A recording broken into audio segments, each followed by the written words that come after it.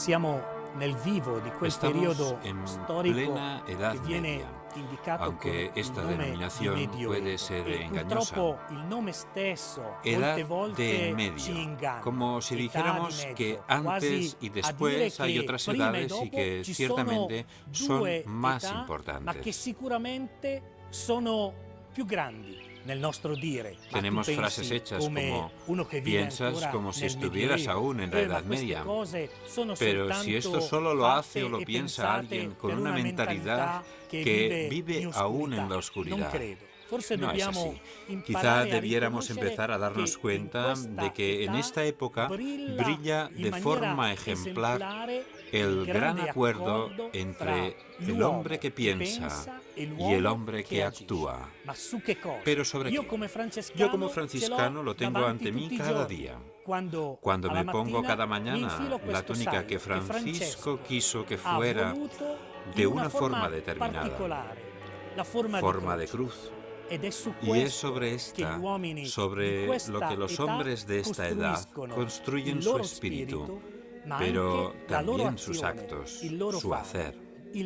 La Edad Media es ciertamente una época de grandes novedades intelectuales.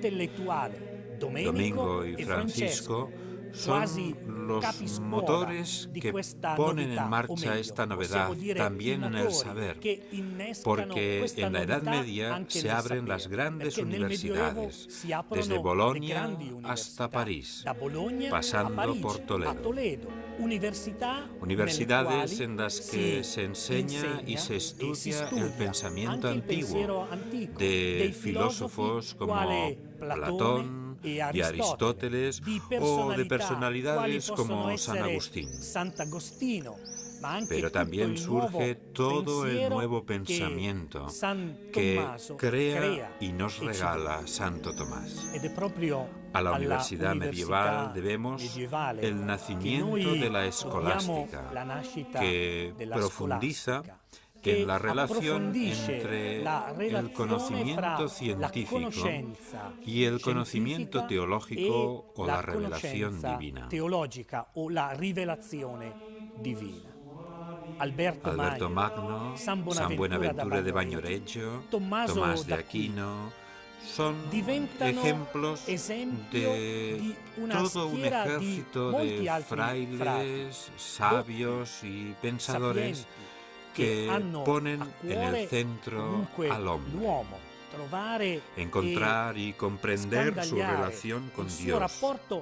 En esta dialéctica es donde reside la fuerza de la escolástica. Y en las universidades católicas medievales encontramos a estos grandes personajes que ya hemos citado, y que son capaces de entablar diálogo con la cultura árabe-islámica. Hombres capaces de salir a la palestra con fuertes convicciones enraizadas en la verdad, la persona de Jesucristo, su Evangelio. En Campania, en 1223, nace Santo Tomás de Aquino, no muy lejos de la abadía de Montecassino.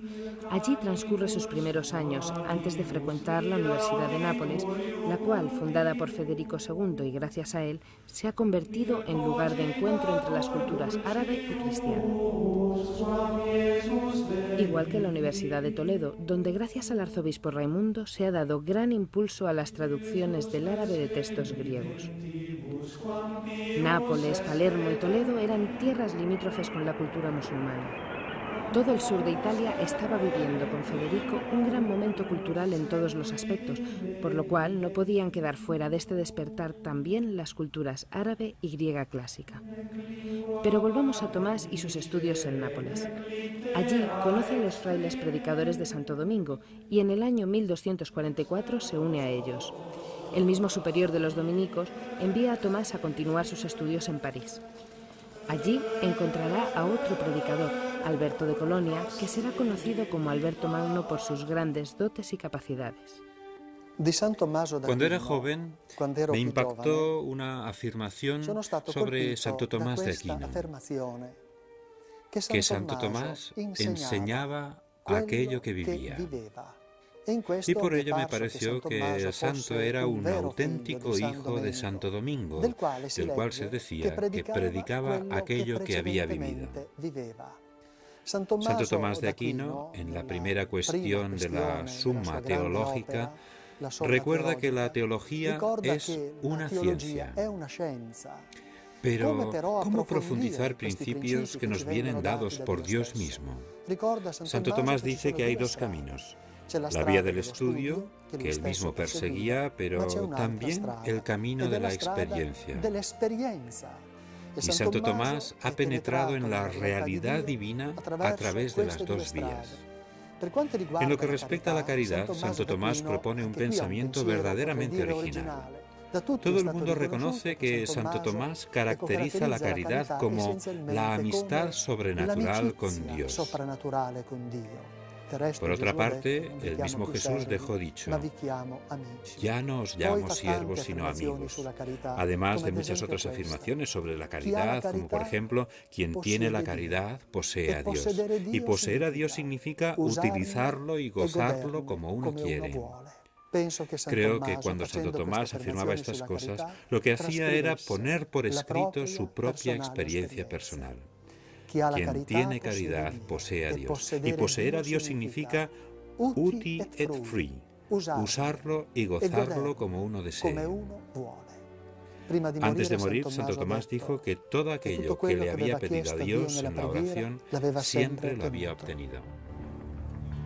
El Papa Gregorio IX ha excomulgado a Federico II acusándole de haber interrumpido la sexta unción. Es el 29 de septiembre de 1227. Federico II negocia con éxito la rendición de Jerusalén a pesar de la excomunión. Pero no por ello mejoran las relaciones entre el emperador y el Papa, hasta el punto de que los dos ejércitos se enfrentan en la frontera entre sus reinos. Un conflicto que durará hasta que el Papa retire la excomunión. Son tiempos verdaderamente difíciles. Guerras, pacificaciones, cruzadas, excomuniones, herejías. Un tiempo lleno de retos que deberá afrontar el Papa, la Iglesia. Pero Gregorio IX es un Papa fuerte, decidido. Un Papa que, por medio de las órdenes mendicantes, quiere que la Iglesia siga siendo capaz de proponer en su integridad el mensaje evangélico. En el año 1231 instituye la Inquisición, poniendo al frente de la misma a los dominicos. Y aunque muchos se oponían al estudio de la filosofía de Aristóteles, sobre todo fuera de las órdenes mendicantes, Gregorio IX reabre en 1231 la Universidad de París para que el pensamiento de Aristóteles fuera estudiado cada vez más.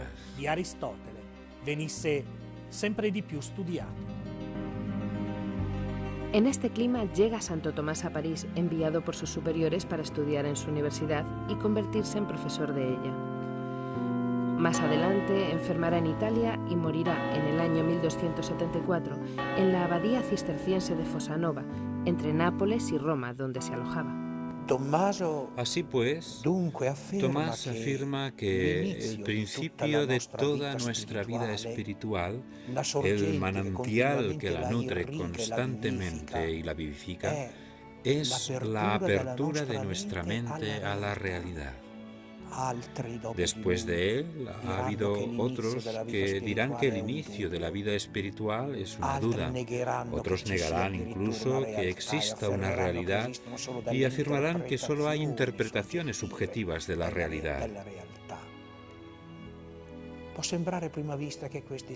A primera vista pueden parecer cuestiones muy abstractas, pero os aseguro que no es así. Tocamos verdaderamente el meollo de la existencia humana. Pondré un ejemplo. Si tiene razón Tomás, entonces, ¿qué quiere decir educar a una persona? Quiere decir introducirla en la realidad.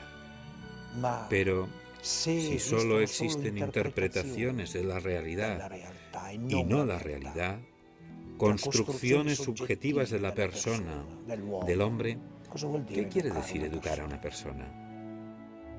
No se entiende el sentido que puede tener la educación y nos encontramos frente a algo que no dudo en llamar el derrumbe de la educación contemporánea. Por tanto, estos grandes maestros del pensamiento cristiano tienen algo importante que enseñarnos. Porque, no lo olvidemos, la historia de la Iglesia, la tradición de la Iglesia es una cosa viva. Y nosotros vivimos aún de estos hombres. Y vivimos todavía con la elección que hicieron Francisco y Domingo, del pensamiento de Tomás, Buenaventura y Alberto Magno. Nos nutrimos todavía de ellos, aunque no seamos conscientes. Somos como niños que se suben a los hombros de un gigante. Y sentado en los hombros del gigante, el niño ve más allá que el mismo gigante, porque está más arriba. Si bajara, aunque fuera solo un momento, no vería apenas nada, porque es pequeño. Así nosotros hoy, los fieles de la Iglesia Católica, estamos sentados en los hombros de estos gigantes y, en cierto modo, vemos más allá de lo que vieron ellos, porque la tradición de la Iglesia es el camino de la Iglesia hacia la plenitud de la verdad que Dios en Cristo nos ha revelado. Estamos ahora en Roma. El Papa Benedicto XVI, como es tradición, guía la procesión del Corpus Christi. El momento culminante es cuando todos se arrodillan ante la hostia consagrada. Jesús está presente entre nosotros. El Papa Benedicto XVI, siendo todavía cardenal, escribió y dijo que sin adoración no puede cambiar el mundo. Pensemos que Santo Tomás, en una homilía para el Corpus Christi, decía, parafraseando un párrafo del Deuteronomio: ¿quién es más afortunado que nosotros, pueblo de Dios, que tenemos a Dios tan cerca? Rechazar la adoración significaría no querer a Dios cerca, como escribió Ratzinger en un célebre libro que se titula precisamente El Dios cercano.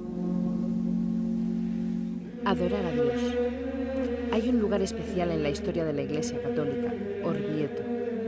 Allí, en la capilla decorada con frescos del dominico Beato Angelico, se conserva la reliquia del corporal, milagro de la hostia consagrada que empapa de sangre la tela del corporal.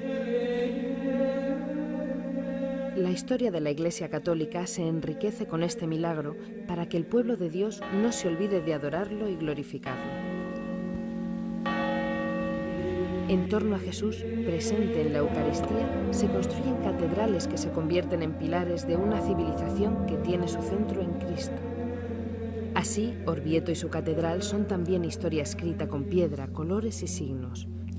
Aquí y en toda la Europa de aquella gran época de la civilización que fue la Edad Media, en la que las órdenes mendicantes, los franciscanos y los dominicos, fueron los protagonistas, junto a todo el pueblo, en la construcción de nuestra civilización. La construcción de las mismas catedrales no es simplemente un trabajo realizado por alguien. Es una tarea que engloba de manera comunitaria a toda la masa de fieles que ofrecen su casa a Dios. La novedad más hermosa de estas obras impulsadas por la genialidad de los frailes franciscanos y dominicos, está en el hecho de que lo que se construye no se abandona una vez realizado. Necesita un mantenimiento y a su alrededor se va creando toda una red económica. Aparecen nuevos oficios y se crea una nueva estabilidad laboral. Así pues, la modernidad, la nueva idea que entra, el hecho novedoso es que todo el pueblo participa con sus bienes y capacidades para mantener viva la obra que ha sido construida. Es el corazón del pueblo que ha comprendido el mensaje y la fe de un pueblo que continúa ofreciendo esta gran obra al Señor. Frailes que potencian las universidades y se convierten en santos. Frailes que son elegidos papa como Inocencio V. Esta es también la época en que los frailes misioneros, franciscanos o dominicos atraviesan continentes.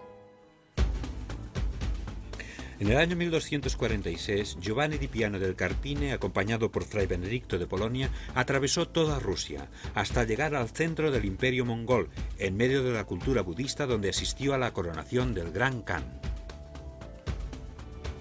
Y a estos territorios también llegó desde Flandes Guillermo de Rubruic. En el año 1294, Giovanni de Montecorvino llegó a Pekín y en 1307 el Papa Clemente V le nombra arzobispo de una misión católica que se mantuvo activa todavía durante muchos años. Es en el medioevo cuando comienza a formarse una nueva conciencia política. Ya no es el rey o el emperador, sino las ciudades compuestas por nobles y artesanos, por gente del pueblo, quienes construyen juntos su propio destino, quienes gestionan la economía, el poder político y social. Es una gran novedad. Es aquí, en las ciudades, donde se crea la sociedad moderna. Como decía al principio, tenemos que desterrar los prejuicios que hay sobre esta época. Tenemos que revalorizarla, reconocer el papel innovador de la Iglesia, de los pontífices, que protegieron e impulsaron a las órdenes mendicantes, dando comienzo así a una sociedad moderna, capaz de confrontarse con lejanas culturas, de culturas de los imperios.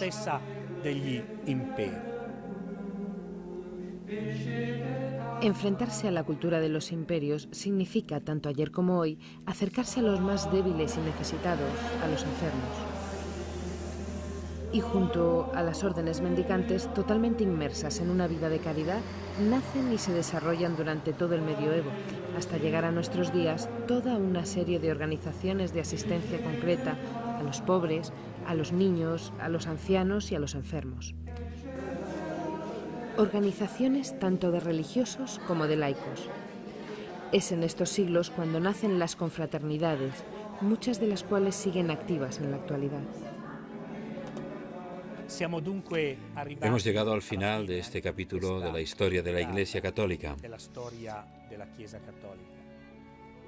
Hemos intentado narrar y transmitir cómo la Edad Media no es una época lejana que haya que olvidar, sino que es un periodo de la historia vivo, porque muchas de las instituciones que nacieron entonces siguen todavía vivas en la actualidad, transmitiendo aquel mensaje, el mensaje del Evangelio, llevando la caridad que es la de Cristo. Pero no podemos cerrar este capítulo sin citar al gran poeta de la Edad Media, Dante Alighieri, del cual dijo Pablo VI en 1966: Dante Alighieri es nuestro por un derecho especial. Nuestro, de la religión católica, porque todo en él exuda amor a Cristo. Nuestro, porque amó mucho a la Iglesia, de la que cantó sus glorias. Nuestro, porque reconoció y veneró al Pontífice de Roma como el vicario de Cristo en la tierra. Oh inmensa luz que te alzas de conceptos mortales hasta mi mente, dame un poco de lo que contienes y haz de mis palabras tal arma que una brizna solo de tu gloria pueda dejar a las futuras gentes.